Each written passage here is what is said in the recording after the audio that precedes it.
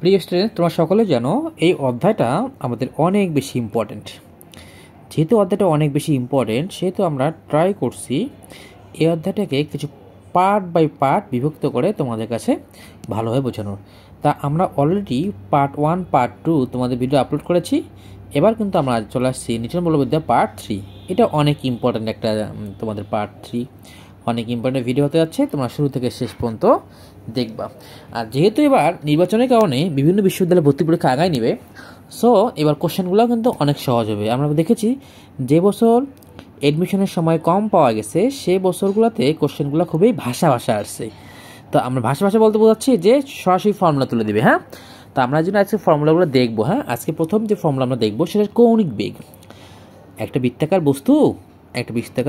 বস্তু যখন এভাবে ঘুরতে থাকে তখন তার কি একটা কৌণিক বেগও থাকে এবং স্পর্শক বরাবর কি থাকে বলতো রৈখিক বেগ থাকে। তো রৈখিক বেগ তো আমরা সবাই জানি, আমরা আজকে কৌণিক বেগ নিয়ে আলোচনা করবো। কৌণিক বেগ তো একটু খেয়াল করো তো, কৌণিক বেগকে আমরা ওমেগা দ্বারা প্রকাশ করি। হ্যাঁ, তার কৌণিক বেগের ফর্মুলাগুলো কি কি দেখো তো একটু। ওমেগা ইকুয়াল 2π/t, এই টি মানে হচ্ছে পর্যায়কাল, অথবা ওমেগা ইকুয়াল 2πf। এই এফ মানে কম্পাঙ্ক। কীরকম কম্পাঙ্ক বলো তো, আমরা তো ছোটবেলা পড়েছি যে ft ইকুয়াল 1, তাহলে এফ ইকুয়াল কি 1/t। তা এই যে 1/t এর পরিবর্তে দেখো এখানে কিন্তু একটা 1/t এর পরিবর্তে আমরা এফ লিখে ফেলছি। হ্যাঁ, আবার একটু খেয়াল করো, এইটাই করে আবার লেখা যায় 2πn/t। একটু খেয়াল করো তো তোমরা, এই যে কৌণিক বেগের তিনটা ফর্মুলা তোমাদের লিখলাম, একটা হচ্ছে omega equal 2π/t, omega equal 2πf, আর ওমেগা বলো তো 2πn/t। প্রত্যেকটা ফর্মুলা দিয়ে একাধিক বিশ্ববিদ্যালয়ে একাধিকবার কোশ্চেন আসছে। হ্যাঁ, তারপরে দেখি তো কীরকম কোশ্চেন আসতে পারে এখান থেকে, সেগুলো আমি সলভ করে ফেলে তোমাদের সামনে। হ্যাঁ, এই এন মানে হচ্ছে কতবার ঘুরছে, ঘূর্ণন সংখ্যা, নাম্বার অফ রোটেশন। টি মানে হচ্ছে সময়, কত সময় ধরে ঘুরতেছে, আর এই টি মানে হচ্ছে পর্যায়কাল, এফ মানে হচ্ছে কম্পাঙ্ক। আশা করি বুঝতে পেরেছি। আমরা দেখি রিসেন্ট কোনো অঙ্ক আসছে কি না। আমি একটু দেখি রিসেন্ট অঙ্ক দেখি তো। আমি রিসেন্ট একটা অঙ্ক লিখবো তোমাদের সামনে। হ্যাঁ ভাইয়ারা, একটা রিসেন্ট অঙ্ক লিখবো। আমি একটা রিসেন্ট অঙ্ক তোমাদের সামনে লিখতেছি। দেখো এটা কোথায় করছে আসছে, এটা হচ্ছে খুলনা ইউনিভার্সিটি 17-18-তে আসছে, আবার গুচ্ছে 23-24-এ আসছে। দেখো তো অঙ্কটা আমি পড়ে শোনাচ্ছি। একটা দেওয়াল ঘড়ির মিনিটে কাটার দৈর্ঘ্য 18 সেন্টিমিটার হলে একটি দেওয়াল ঘড়ির, খুব খেয়াল করবা, একটি দেওয়াল ঘড়ির মিনিটের কাটার দৈর্ঘ্য, একটি দেওয়াল ঘড়ির মিনিটে কাটার দৈর্ঘ্য 18 সেন্টিমিটার হলে, আমি একটু এটা মুছে দিই দেবো, অনেকের ঝামেলা হতে পারে এই লাল দাগগুলা। মিনিটে কাটার দৈর্ঘ্য 18 সেন্টিমিটার হলে, একটি দেওয়াল ঘড়ির মিনিটে কাটার দৈর্ঘ্য 18 সেন্টিমিটার হলে এর কৌণিক বেগ কত?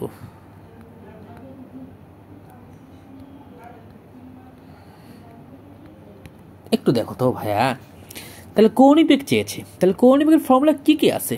2π/t আছে, 2πf আছে, 2πn/t আছে। এখন দেখো তো এই এফ তো কম্পাঙ্ক, এই অঙ্ক কিন্তু কম্পাঙ্ক আছে নাই, তার মানে এটা হবে না।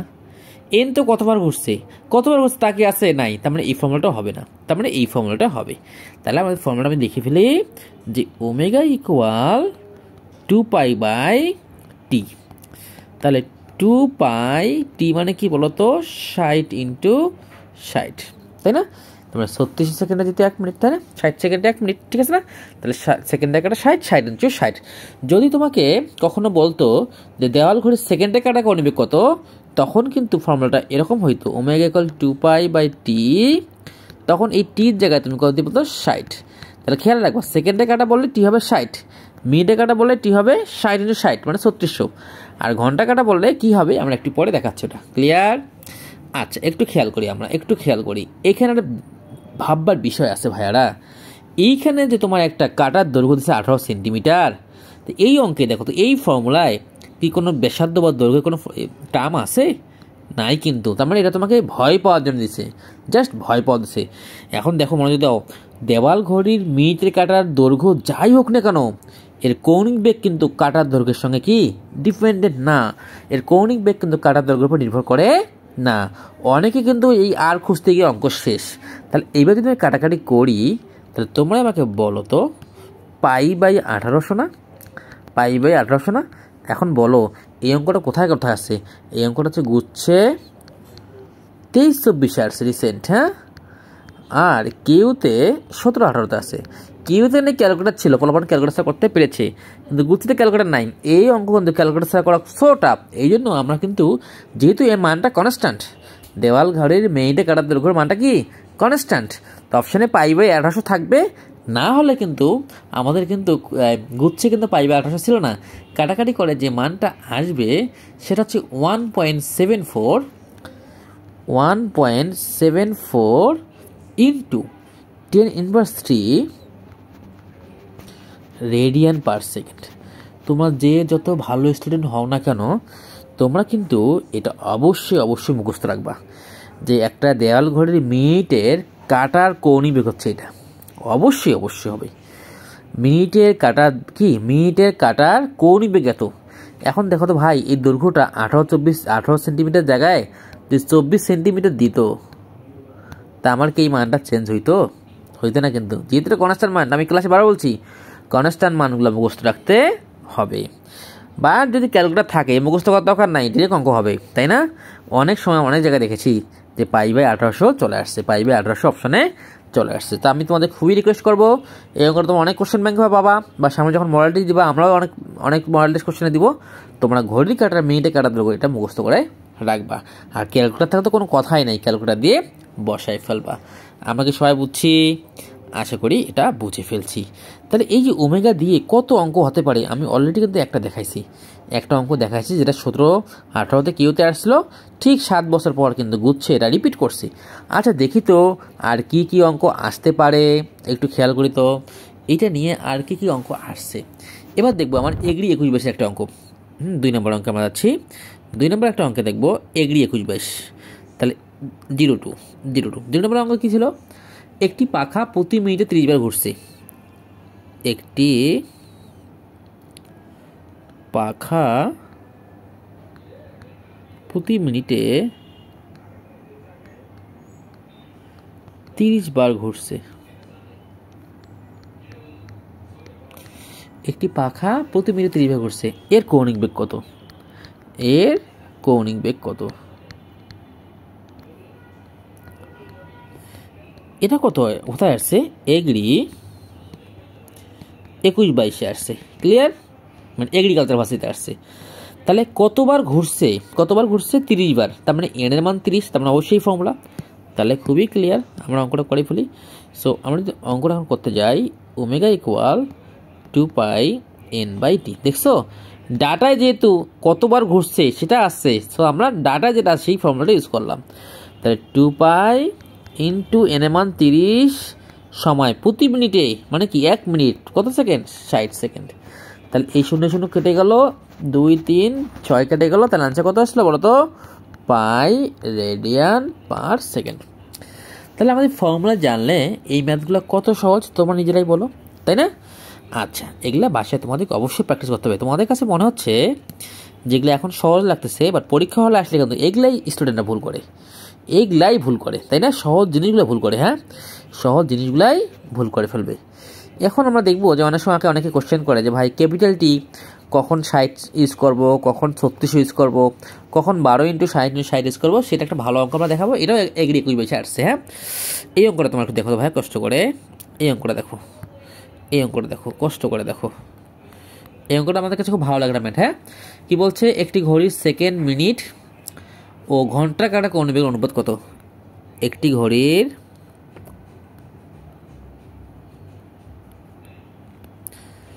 সেকেন্ড, মিনিট এবং ঘন্টার কাটার কৌণিক বেগের অনুপাত কত?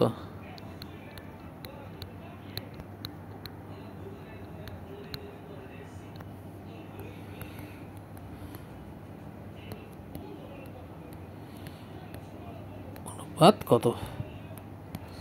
খুব ভালো কোশ্চেন। তাহলে omega S second, omega M minute, omega H মানে কি আওয়ার, তাই তো?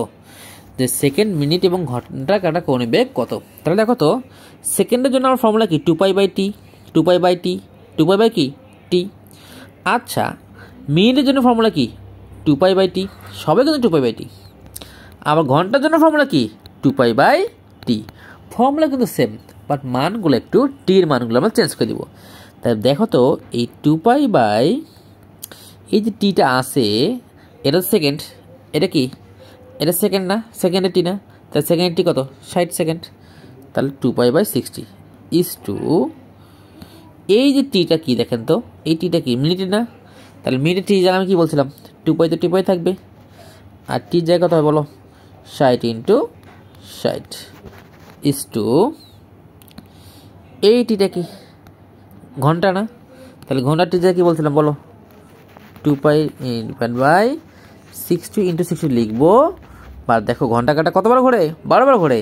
তাহলে সামনে একটা 12 ইন্টু হবে, সামনে এটা কি বলো তো? 12 ইন্টু হবে, ঠিক আছে? তাহলে আমরা যদি একটু কাটাকাটি করি তাহলে খুবই ইজি হবে, কিন্তু কাটাকাটি করলে খুবই ইজি হবে। তাহলে কাটাকাটি যে ক্যালকুলেটার যদি করো, যদি এগ্রিতে আসছিল ক্যালকুলেটার ইউজ করা যায় তো আর কি, 720 ইজ টু 12 ইজ টু 1, এইটাই অ্যান্সার, এইটাই অ্যান্সার।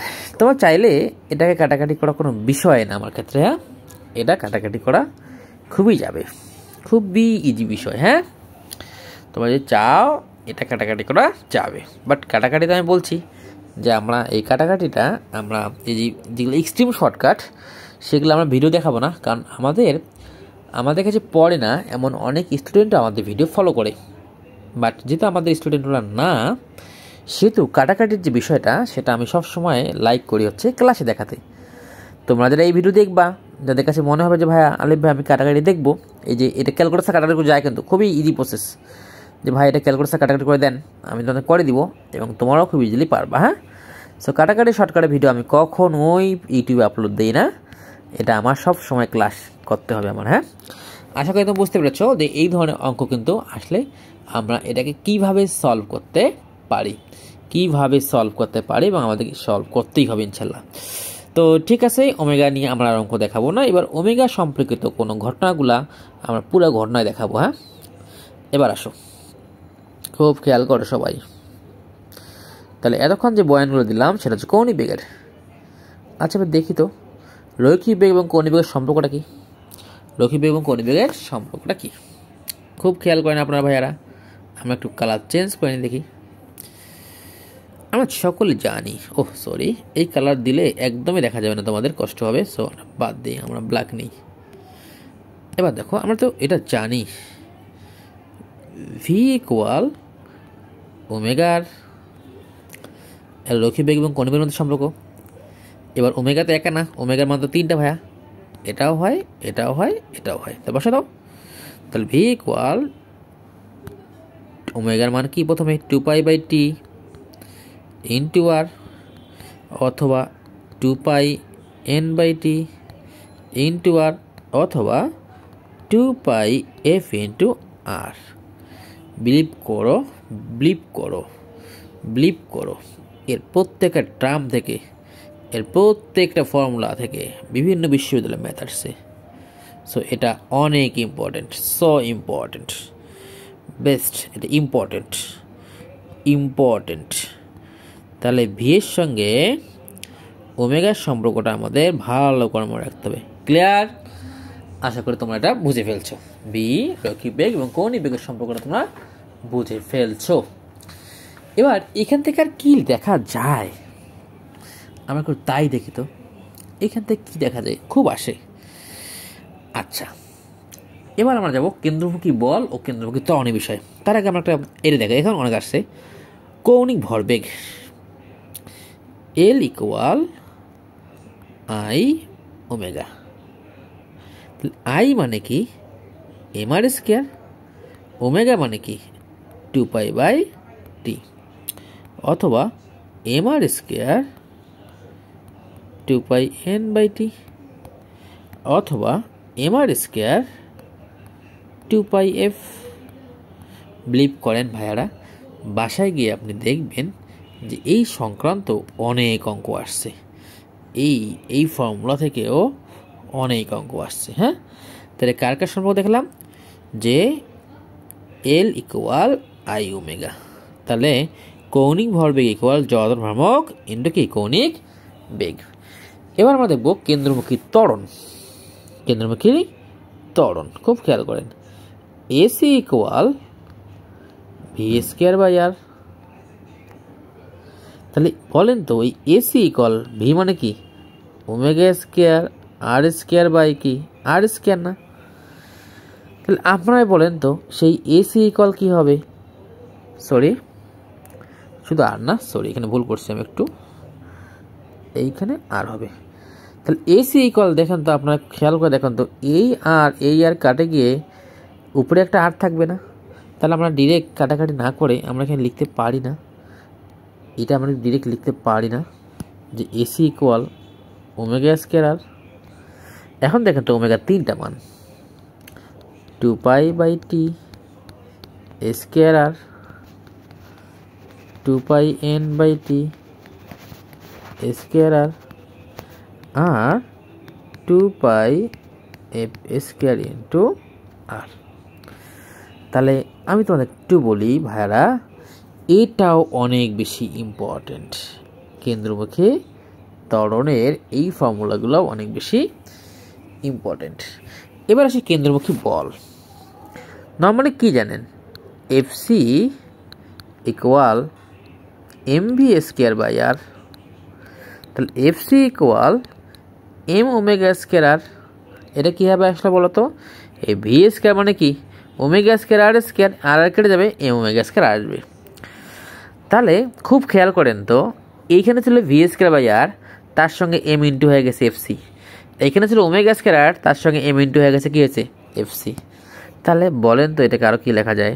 এম ওমেগা মানে কি 2π/t স্কোয়ার ইন্টু আর, এম 2πn/t স্কোয়ার ইন্টু আর, অথবা এম 2πf স্কোয়ার ইন্টু আর। তাহলে দেখছেন যে এক ফ্রেমে আমাদের কতগুলো ফর্মুলা হয়ে গেল। তাহলে এই সব ফর্মুলার মেইন যে কথাগুলো ছিল, মেইন যে সিস্টেম ছিল, কেউ যদি ওমেগার মানগুলো জানে তার কাছে ভি ইজি, ভি ওমেগা জানলে এটাও ইজি, এটাও ইজি, এটাও ইজি। আশা করি তোমরা বুঝতে পেরেছ। ভিডিওটা আমরা আজকে বেশি বড় করব না, ঠিক আছে না? আর তেমন কিছু দেখানোর দরকার নাই। এর পরের ভিডিওতে আমরা কিন্তু ঘাত বল, বলের ঘাত, তারপর জড়তার ভ্রামক, সিলিন্ডার, এগুলা নিয়ে আলোচনা করব। তবে আমি আরেকটু তোমাদের আলোচনা করতে চাই যে এলে তো আরও অনেক কাজ আছে, সেই কাজগুলো নিয়ে আলোচনা করব। এল এবং টর্কের কিছু কাজ নিয়ে আমরা আলোচনা করব। এবং আমি একটা এলের অঙ্ক দেখাতে চাই, আমার একটা পছন্দের ম্যাথ আছে, সেই ম্যাথটা আমি তোমাদের দেখাতে চাই, ঠিক আছে? এই ম্যাথটা কিন্তু তোমরা বুঝতে পারবা যে কি ঘটনা ঘটছে এখানে। হ্যাঁ, আচ্ছা, তো দেখো একটু আমি তোমাদের দেখাই।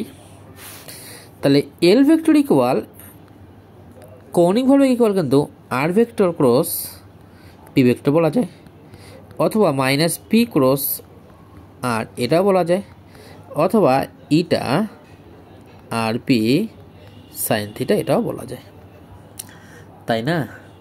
কিন্তু একটা জিনিস খেয়াল করেন তো ভাইয়া, যদি জড়তার ভ্রামকের মান চায়, কৌণিক ভরবেগের মান চায়, মডুলার চায়, তাই ডিরেক্ট কিন্তু কী হবে আর পি সাইন থিটা। সো এইটাকে এভাবে লেখা যায়, বা এল ইকুয়ালকে আমি এখানে একটু মুছে দিই তোমাদের জন্য, এটা কিন্তু একটা ভালো অঙ্ক দেখাবো এখনই। হ্যাঁ, এটা দেখো তো, তাহলে এভাবে লেখা যায় না, এল equal r p sine theta. একটু খেয়াল করেন, এই এল আর এই এল কিন্তু সেম না।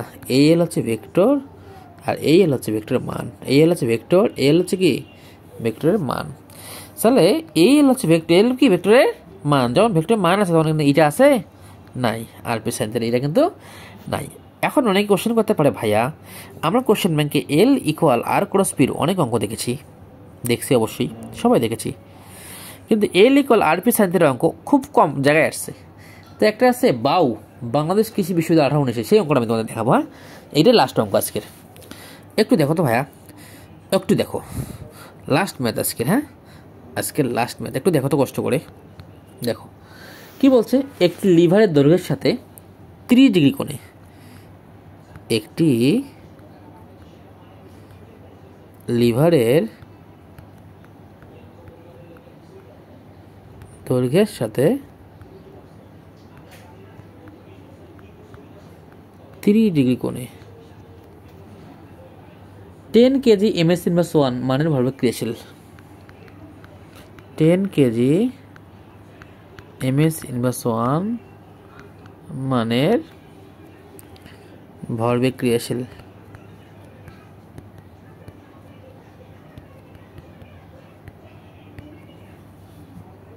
লিভারের কৌণিক ভরবেগ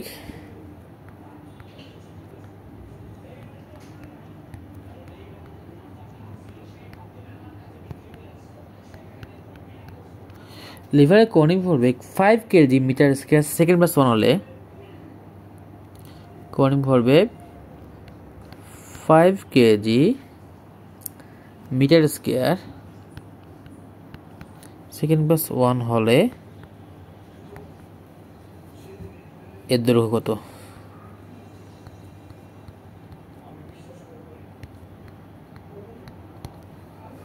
তাই না? তাহলে কত সুন্দর একটা ম্যাথ, তোমরা খেয়াল করো।